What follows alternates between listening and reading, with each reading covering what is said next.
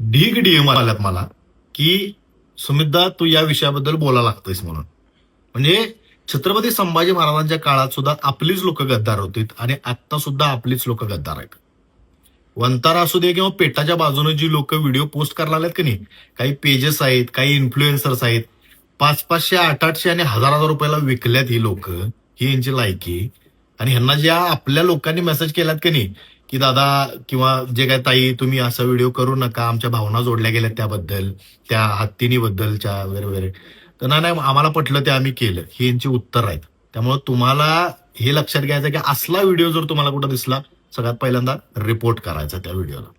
दुसरी गोष्ट म्हणजे मला हे बोलायचं नव्हतं, पण हिंदुस्थानी भाऊंचा विषय लईच मोठा झालाय तो. हिंदुस्थानी भाऊंनी आता कमेंट ऑफ केल्यात, का तर त्यांना ते ऑफेंड झाले. कोल्हापूरची लोक बरोबर त्यांच्यावरती जे त्यांच्या भाषेत म्हणायचं गेलं तर तेच करायला लागलेत कोल्हापूरची लोक. त्यामुळे मला काय म्हणायचं माहितीये काय, हिंदुस्थानी भाऊंना जो काय पैसा मिळाला असेल, वंताराकडनं असू दे, पेठाकडनं असू दे, अंबानीकडनं असू दे, तुमचं 4 दिवस झाला अकाउंट बंद होतं तुम्ही म्हणतायचा. आत्ताच कसं काय तुमचं अकाउंट ओपन झालंय? मग तुम्हाला 100% पैसे मिळालेत. तुम्ही जे म्हणताय की ह्याच्याबद्दल राजकारण चालू आहे वगैरे वगैरे वगैरे, एवढी राजकारणी लोक कोल्हापुरातले एकत्र येऊन जर एका हत्तीनीसाठी जर प्रयत्न करत असतील, करू देत की राजकारण. आम्ही का नका, तू का नका, तुम्ही कशाला सांगायला लागला सगळ्या गोष्टी? बरं, जर तुम्हाला वाटत होतं की तुम्ही चांगलं काहीतरी करायला लागला तर कमेंट ऑफ का केल्या?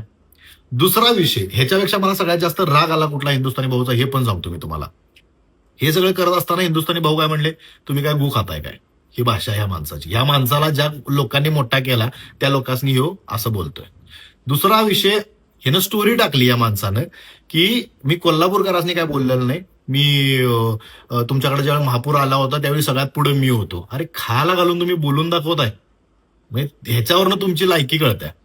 तर ह्या अशा लोकांना, ते भाऊ बिऊ ते त्यांच्या घरात, असल्या लोकांना सपोर्ट करायचा नाही हे फक्त तुम्हाला माहित आहे.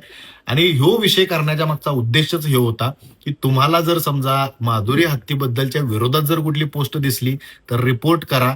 हे सगळे विकले गेलेले आहेत. जे लोक मनापासून प्रयत्न करायला लागल्यात त्यांना सपोर्ट करा. त्या लोकांना तुमची गरज आहे.